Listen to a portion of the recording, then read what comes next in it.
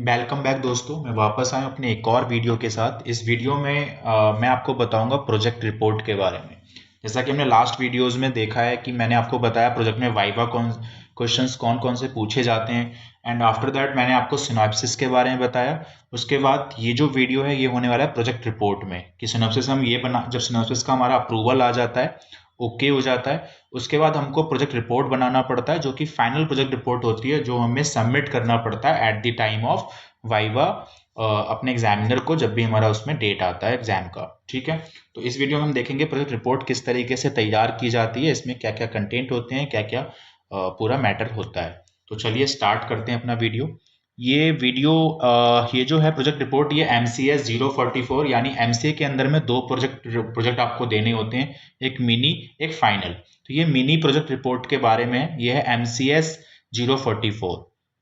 ठीक है, पहला हमें जो पहले ये मेरा जो पहला टॉपिक आपका क्या है, जैसे ये प्रोजेक्ट रिपोर्ट जो है वो ऑनलाइन वोटिंग सिस्टम को लेके है, तो आपका टॉपिक कुछ भी हो सकता है। तो पहले उसका इंट्रोडक्शन इस तरीके से करा गया है, एंड आफ्टर दैट कंटेंट्स ये पहले जो आपको सिनॉप्सिस अटैच करनी होती है, तो ये सेम सिनॉप्सिस वाला कंटेंट है जो सिनॉप्सिस में लगाया गया था। ठीक है, ये सिनॉप्सिस में हमने जो दिया था वो सेम सिनॉप्सिस पहले अटैच करनी होती है। टाइटल देने के बाद सिनॉप्सिस पूरी जो हमारी थी वो अटैच करनी होती है। इसके बाद अपना स्टार्ट होता है, अपना हमारा काम स्टार्ट होगा प्रोजेक्ट रिपोर्ट वाला। तो ये रिपोर्ट का आपका पूरा कंटेंट है, टेबल इसमें प्रोजेक्ट रिपोर्ट में क्या क्या रहेंगे। तो प्रोजेक्ट रिपोर्ट का काम अब शुरू हो रहा है आपका। ये आपका यहाँ तक जो था, यहाँ तक आपका सिनॉप्सिस थे। सिनॉप्सिस के बाद अब जो है हमारा रिपोर्ट का काम स्टार्ट करते हैं। तो पहला बनता है SRS यानी analyse document SRS। Table of contents क्या क्या रहेंगे, इंट्रोडक्शन के अंदर purpose, document conventions, intended audience and reading suggestion, product scope, references. Next, overall descriptions, product perspective, product functions, user classes and characteristics, operating environment, design and implementation constraints, project documentation, user documentation. Next, system features, diagram, use case diagram, class diagram, data flow diagram, activity diagram. Next, other non-functional requirements, performance requirements, safety requirements, security requirements, software quality attributes, business rules, other requirements में appendix ए, glossary. तो ये आपका पूरा content है, इसका आप screenshot ले सकते हैं। तो ये आपको पूरा करना पड़े, ये मतलब एज पर जो गाइडलाइंस है प्रोजेक्ट रिपोर्ट की, मिनी प्रोजेक्ट रिपोर्ट की, उसके हिसाब से ये पूरे कंटेंट आपके होने चाहिए। ये अपने मन से आप डिसाइड नहीं करते, ये जो गाइडलाइंस है गाइडलाइंस के अकॉर्डिंगली ये डिसाइड किया जाता है, ये किया बनाया जाता है। एंड नेक्स्ट, अब इसके बारे में आपको डिटेल में बताना है। तो पहला हमारा स्टार्ट होता है इंट्रोडक्शन। आप डिजाइनिंग पार्ट अब बेटर और अच्छा कर सकते हैं, ये तो नॉर्मल है। बाकी इंट्रोडक्शन में पर्पज में अपना पूरे प्रोजेक्ट के बारे का, हमारा पर्पज क्या था इस प्रोजेक्ट को बनाने का, इस टॉपिक को सेलेक्ट करने का, ये बताया है। डॉक्यूमेंट कन्वेंशंस में डॉक्यूमेंट क्या क्या हमने किस तरीके से यूज किया, हमने क्या सॉफ्टवेयर यूज किया है, कौन सा फॉन्ट यूज किया है, फॉन्ट साइज क्या यूज किया है, ये बताया जाता है। Intended audience and reading suggestion, ठीक है, इसमें हमने बताया हुआ है कि हमारी इंटेंडेड ऑडियंस कौन सी है, रीडिंग सजेशन हमने क्या बताए हुए हैं, ये सारा। प्रोडक्ट का स्कोप, हमारे इस प्रोजेक्ट का स्कोप क्या है। नेक्स्ट, रेफरेंसेस में हमने कहाँ से अपने रेफरेंसेस लिए हैं। तो हमारा ये पूरा खत्म होता है इंट्रोडक्शन पार्ट। इसके बाद ओवरऑल डिस्क्रिप्शन वाला सेक्शन स्टार्ट होता है। ओवरऑल इसमें डिस्क्रिप्शन में हमारा प्रोडक्ट का पर्सपेक्टिव क्या है, प्रोडक्ट में फंक्शंस कौन कौन से यूज हुए हैं, ये वाइवा में पूछ भी लिया जाता है। आपके रिपोर्ट को जब देखते हैं बोलो तो ये क्वेश्चन आपसे पूछा जाता है, फंक्शन कौन कौन से यूज किए हैं आपने, तो वहां पर ये बहुत इंपॉर्टेंट हो जाता है। ठीक है, ये हमारा फंक्शन हमने डिनोट किया डायग्राम के थ्रू। डायग्राम को बहुत वैल्यू देना है आपको, वो इम्पैक्ट पड़ता है उसका। फंक्शनल रिक्वायरमेंट ये बनाया हुआ है, फंक्शनल रिक्वायरमेंट किस तरीके से है। ठीक है, एंड नेक्स्ट, ये पूरा फंक्शनल रिक्वायरमेंट के बारे में है। नेक्स्ट है user classes and characteristics, user classes के बारे में, characteristics of user classes, election commission. जो भी मेरा मतलब एक तरीके से जो मेरा ये टॉपिक है, ये टॉपिक ऑनलाइन वोटिंग सिस्टम को लेके है, तो इसके अंदर इस तरीके से टॉपिक से वोटर्स कैंडिडेट्स की एंटिटीज में आ रही हैं, इसलिए ये नाम यहाँ पे यूज किए गए हैं। ऑपरेटिंग एनवायरनमेंट में हार्डवेयर कौन सा यूज किया है, सॉफ्टवेयर कौन सा यूज किया है, डिजाइन एंड इम्प्लीमेंटेशन कंस्ट्रेंट्स। ठीक है, project documentation, project synopsis, project report, किस तरीके से स्टेप बाय स्टेप हमने बढ़ाया। पहले हमने टॉपिक सेलेक्ट किया, सिनॉप्सिस बनाया, फिर हम रिपोर्ट पे आए हैं। सिस्टम फीचर्स क्या क्या हैं? सिस्टम फीचर्स में सारे डायग्राम आएंगे, जैसे ER diagram, waterfall model, entity, आपका डीएफडी, यूज केस डायग्राम। तो ये जितने भी डायग्राम्स हैं वो सब इसके अंदर आपके आएंगे। Class diagram, data flow diagram के 3 लेवल होते हैं, 0, फर्स्ट एंड सेकेंड। तो ये सब इसमें कवर किया जाएगा।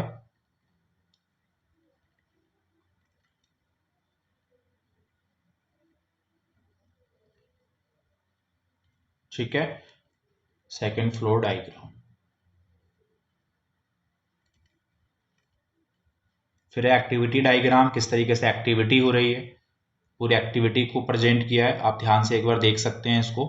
आपका जो भी टॉपिक रहेगा उसके अंदर एक्टिविटी क्या है, आपको पूरा डिटेल में उसे प्रेजेंट करना है।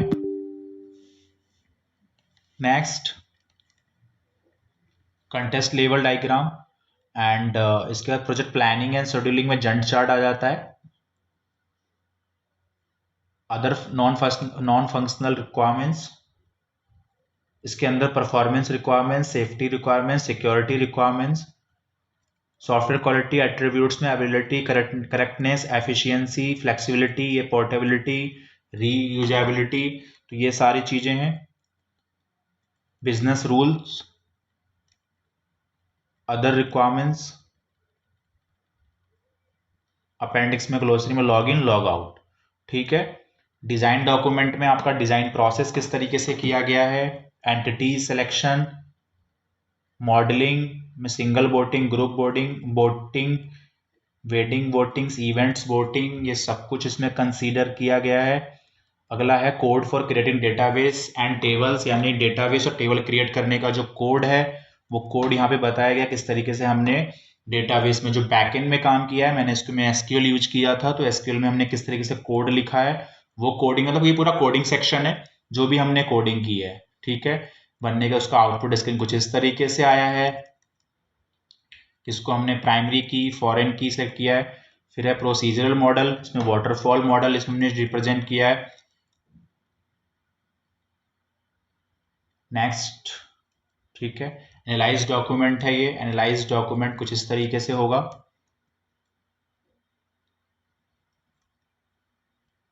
टेस्टिंग में हमने यहाँ पर डायनेमिक टेस्टिंग यूज किया है।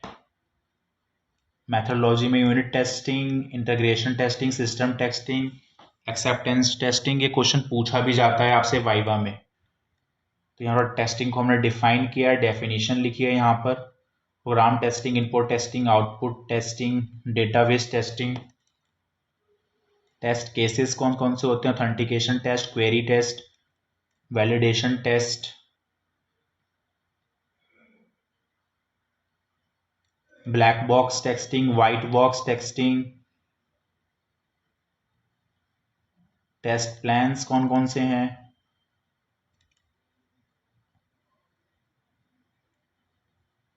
प्रोग्राम कोड का पूरा प्रोग्राम का कोड का सेक्शन है। हम पूरा आपको प्रोग्रामिंग कोड पेस्ट करना है अपना बेसिकली।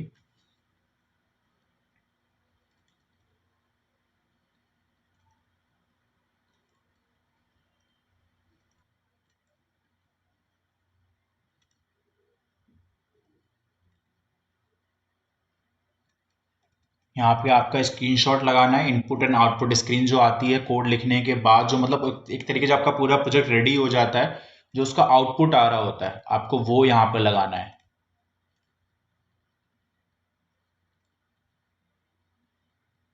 तो मेरा आउटपुट स्क्रीन कुछ इस तरीके से आ रहा है मेरे प्रोजेक्ट का, तो यहाँ पर ये हमने लगाया हुआ है। देन है लिमिटेशंस। लिमिटेशंस क्या है, लिमिटेशंस में हमने क्या मेंशन किया है, मतलब limitation scope of the project, that means project का कितना वर्किंग है, कितना आउटपुट देगा, मतलब पूरी तरीके से इसका लिमिटेशंस हमको बताना है इसमें। हमने ये बताया हुआ है, यहाँ पर क्लियर किया हुआ है। कंक्लूजन हमने ऐड किया हुआ है। ठीक है, the project is design to meet the requirements for of the enterprises, the software project very big and includes almost all aspects of porters management, it has been developed in HTML, इस language को use करके बना है। Conclusion में हमने पूरा ये clear किया है। तो ओवरऑल 111 पेजेस का ये प्रोजेक्ट रिपोर्ट हमने रेडी किया है। तो होप उम्मीद है आप लोगों को वीडियो पसंद आया होगा, और आपको जो एग्जाम से पहले प्रोजेक्ट रिपोर्ट, जो ये प्रोजेक्ट का जितना भी होता है, इससे पहले ना बच्चों के मन में बहुत ज़्यादा क्वेरीज रहती हैं, किस तरीके से जो स्टूडेंट्स हैं एमसीए वीसीए वाले, उनके अंदर क्वेरीज रहती हैं बेसिकली कि किस तरीके से हमें बनाना है, क्या थॉट होने चाहिए, क्या टॉपिक होने चाहिए, कंटेंट होने चाहिए। तो ये पूरा गाइडलाइंस हमें मिलती है, उस गाइडलाइंस को यूज करके बेसिकली हमने बनाना होता है। तो ये पूरा आपको बहुत हेल्प करेगा। तो वीडियो को लाइक कीजिए, शेयर कीजिए अपने दोस्तों के साथ। मिलेंगे अपने नेक्स्ट वीडियो में कुछ और नए इंपॉर्टेंट कंटेंट के साथ। जब तक के लिए थैंक यू सो मच।